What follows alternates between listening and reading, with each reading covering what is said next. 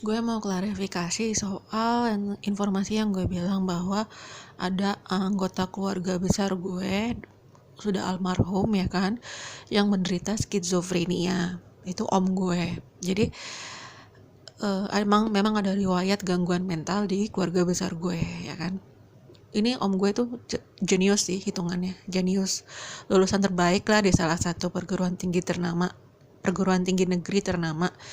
eh, Orangnya jujur, orangnya kalem ya kan, tapi juga akhirnya ujung-ujungnya melakukan KDRT terhadap pasangannya, dan pasangannya pun trauma ya kan, begitulah. Makanya gue jadi pejuang kesehatan mental tuh karena berangkat dari pengalaman om gue nih. Nah kan gue bilang kalau yang skizofrenia itu kan om gue ada kemungkinan, gue bilang kan ada kemungkinan menggunakan ilmu hitam gitu kan, ada dugaan ke situ. Tapi ternyata pas setelah gue klarifikasi tadi, channeling ke Allah dan ke om gue langsung ya, gue minta izin sama Allah, ya Allah aku boleh nggak kontak sama om gitu kan, almarhum om. Ya udah boleh gitu. Ya intinya om gue nggak pakai ilmu hitam. Jadi alhamdulillahnya memang, jadi karena dia kena skizofrenia itu karena emang dari faktor internalnya ya kan, ada masalah kesehatan mental memang. Terus teman-teman di sekelilingnya tuh korupsi ya kan. Dia tuh orang yang paling jujur sendiri, paling bersih ya, paling, dan ada masalah lah dengan bosnya yang cewek ya kan. Terus kayak gitu deh, kayak begitulah, ada cerita-ceritanya gitu. Terus ada apa namanya, ada juga faktor dari luar, dari ada yang ngirim, ada yang memang kirim ilmu hitam ke om gue. Makanya gue jadi kayak memperdalam soal spiritualitas, karena sebenarnya tujuan utama gue tadi, gue tertariknya sama psikologi kan. Terus ketika gue kayak makin kesini-sini, makin apalagi ketika gue disuruh jadi orang pilihan Tuhan nih, disuruh kamu mau ya gitu kan. Ya udah gimana, gimana, Allah yang ngasih kan, Allah yang ngasih perintah. Udah gue tolak kan, sebenarnya gue awalnya gue tolak abis sholat waktu itu. Kamu jadi ini ya gitu kan. Ya Allah nggak mau, nggak ada yang lain apa gitu kan. Gue tolak, beneran gue tolak. Berapa hari kemudian langsung Tumblr gue diblokir. Itu gara-gara si peretas gue ini juga sama kerja sama sepupu gue kan. Jadi kayak gitu. Nah baru tuh gue aktifin tuh semua tuh yang channeling kartu tuh, kayak tarot-tarotan ya, tapi versi gue, bukan tarot beneran ya kan. Jadi gue lebih lebih kayak bebas gitu kan, idenya. Terus itu dari situ aku bongkar tuh, wah gila, gue bener-bener punya nih kemampuan ini, dikasih akses sama Allah gitu kan, sama Allah langsung loh. Gue nggak minta sama jin, gue nggak minta sama setan ya kan, bahkan gue dikirimin setan nama orang kan, bingung kan lo. Nah jadi akhirnya ya udah gue tahu ya, emang udah disuruh, bagaimana lagi ya kan. Ternyata gue nggak mengalami hal ini sendirian, di seluruh dunia terjadi, dan ini orang-orang pilihan Tuhan. Akhirnya ngumpul lah di spiritualitas ya kan, walaupun ada juga mungkin yang nggak masuk ke spiritualitas ya, ada juga pasti. Cuman ya yang ngumpul, yang berhasil ngumpul itu langsung nge-guide, langsung ini loh kejadiannya seperti ini skenarionya tuh kayak gini sebab akibatnya tuh gini, motifnya mereka tuh gini. Jadi gue belajar, gue yang ngeriset. Oh gitu, ya udahlah, bagus, gue nggak ngalamin ini sendirian berarti kan. Aneh gitu, soalnya aneh kasusnya, kok perisakan, penguntitan massal, peretasan, sampai FBI turun tangan gitu kan. Luar biasa men. Ini udah gitu yang dihadapin sosiopat dan psikopat. Hah, gue anak baik ngapain ngadepin kayak beginian gitu kan. Ya udah, ternyata ada maksudnya. Dan apa ya intinya ya, ya itu gue klarifikasi aja bahwa om gue tidak menggunakan ilmu hitam. Tadinya kan gue berpikir ada kemungkinan nih om gue pakai ilmu hitam, karena kan emang sempat belajar bela diri yang ada unsur ilmu hitamnya gitu deh ya nggak, yang pernapasan tuh, teknik pernapasan. Gue nggak ngerti itu kan, itu isunya kan. Gue nggak sampai ke dalam-dalam, belum. Ya siapa tahu kalau ada yang bisa ngasih informasi lebih akurat lagi, tapi dengan bahasa yang sederhana dan ringkas, ya silakan aja. Gue sih dukung aja, selama itu bener ya infonya gitu, bukan versi yang ngarang-ngarang yang mereka asal minta perhatian gitu ya.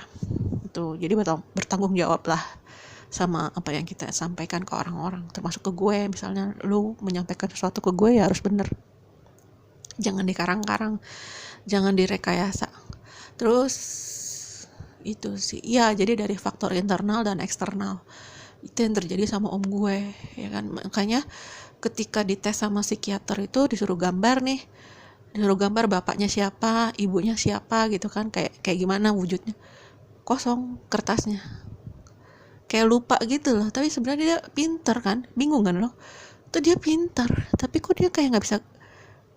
Ya gambar orang gimana sih ya kan, gambar orang kepala bulat terus garis lurus ya kan, paling nggak kalau nggak bisa gambar banget kan.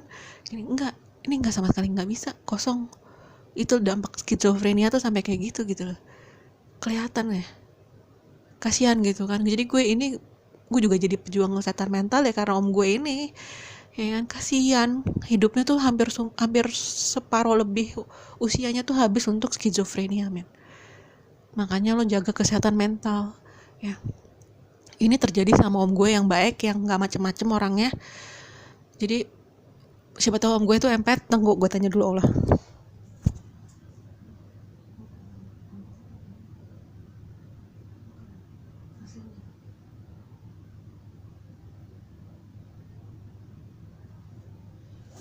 Iya, empath. Ada kemungkinan aslinya tuh empath. Karakter dia tuh empath. Jadi bukan pemarah aslinya, tapi karena ke-trigger sama mungkin pasangannya tuh disiplin ya. Mantan istri yang pertama nih disiplin. Jadi kayak ya itulah, makanya om gue juga mungkin orangnya kayak gimana ya, bukan tipe yang mandiri ya, karena apa-apa tuh disempet dilayanin sama eyang gue ya kan, bener-bener kayak apa sih. Jadi mungkin untuk urusan rumah tangga tuh bener-bener gak peduli om gue gitu hitungannya. Dan sementara tante gue kayak orangnya tuh saklek gitu kan. Nah itu makanya jadi konflik KDRT itu karena itu, sampai ada kayak ngelempar barang gitu deh, ada saking emosinya kan. Makanya lo jaga kesehatan mental. Kalau mau menikah pilih pasangan yang bener-bener sayang sama lo, yang sudah selesai sama dirinya sendiri, yang sudah bener-bener paham, oh gue tuh mudah terpancing tuh karena ini, dan cara penyelesaiannya tuh seperti ini, cara nanganin gue tuh seperti ini, tolong kasih gue waktu ya kan. Tolong jangan sampai gue pulang kantor lo langsung nyecar gue dengan pertanyaan yang gue nggak suka gitu, padahal gue capek gitu segala macam gitu kan.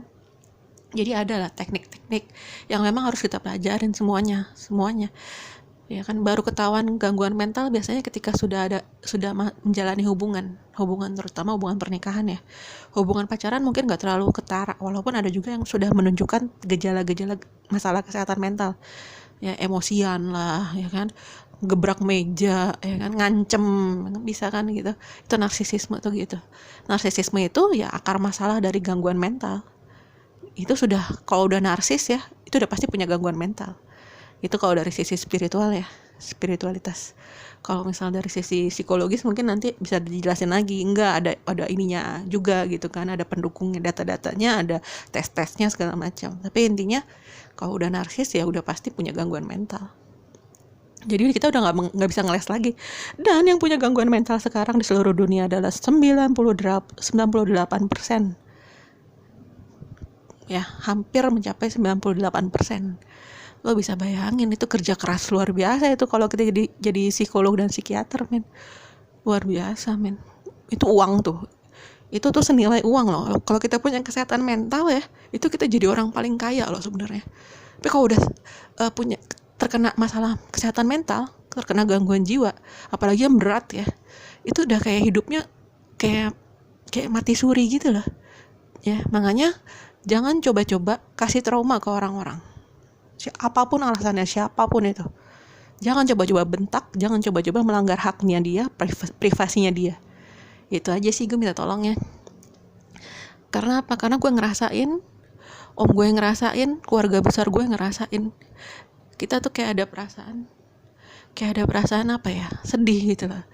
Ya kok begini om gue ya kan, diurusin sama keluarga, dia nggak bisa kerja, dia nggak bisa menikah pun bisa tapi cuma sebentar ya, karena hubungannya emang nggak cocok. Om gue tuh egonya masih gede gitu kan, karena trauma tadi kan gitu. Terus gue tanya kan om gue, om tadi tuh pas channeling, om aku boleh nggak om bahas ini di vlog aku?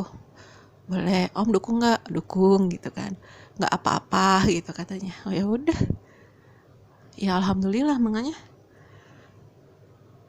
penting banget jaga kesehatan mental ya.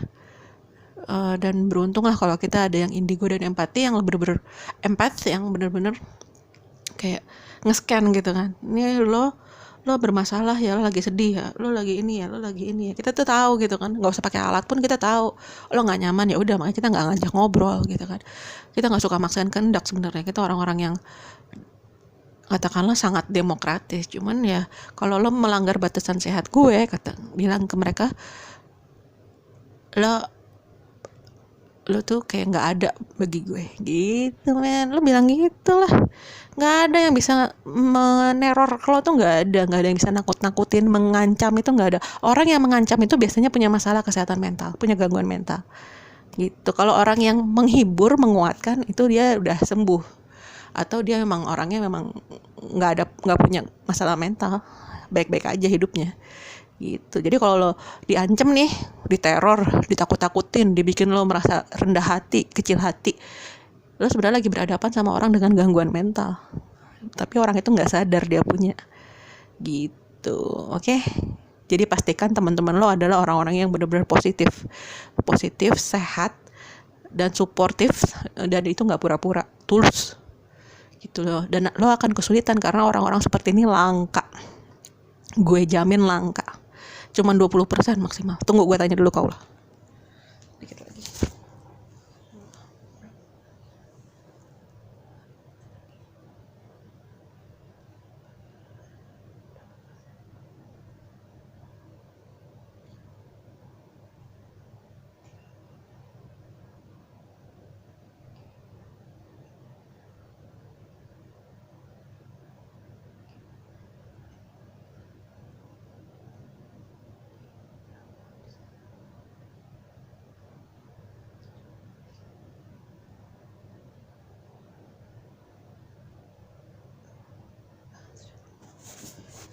Oke. Jadi secara keseluruhan sih 70% ya orang-orang yang emosinya masih lumayan bagus ya.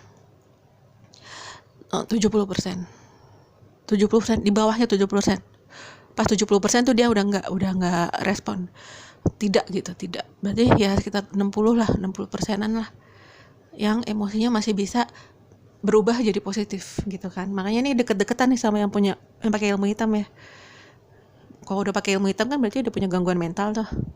Nah, kalau misalnya yang masih bisa positif 60%, ya beda-beda tipis lah ya. Jadi ada yang pakai ilmu hitam tapi masih bisa happy gitu kan. Tapi itu mungkin 5%-an ya. Ya kayak gitu-gitu deh. Ya intinya emosi lo tuh sebenarnya masih bisa diangkat lagi. Caranya apa? Dengan ngurangin beban lo. Lo nggak ketemu dengan orang-orang yang memancing emosi negatif lo. Nggak usah berurusan sama mereka.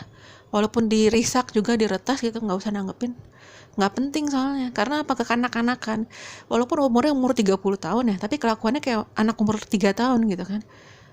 Kayak mungkin hubungan sama ibunya tuh nggak bagus juga. Karena apa ya? Kayak nggak diperhatiin ya kan, diabaikan. Dia nangis lama tuh nggak ditemenin sama nyokapnya ya kan. Dia ngetok pintu pengen masuk rumah karena dia nakal mungkin kan, di dalam rumah tuh gangguin ibunya pengen beres-beres rumah, dia nakal, main-main bangku digeser-geser segala macem, coret-coret tembok ya kan, terus diusir. Giliran diusir, dikunciin dari dalam pintu rumah gitu kan, pintu rumahnya dikunciin, nangis-nangis, dia diabaikan. Itu kan trauma teman, lo nggak sadar itu trauma gitu. Jadi ya orang-orang dengan gangguan jiwa, maksudnya gangguan jiwa narsisistik ya, bukan dengan gangguan jiwa yang gue ngerendahin, enggak, karena kan gue juga ngelihat sendiri lah om gue kayak gimana penderitaannya. Jadi kalau sudah narsisistik, kita ngomong logis pun mereka hidup dalam ilusi, fantasi, halusinasi, dan delusi gitu loh. Ini ada bahayanya. Nanti dah kita bahas lagi itu dulu ya.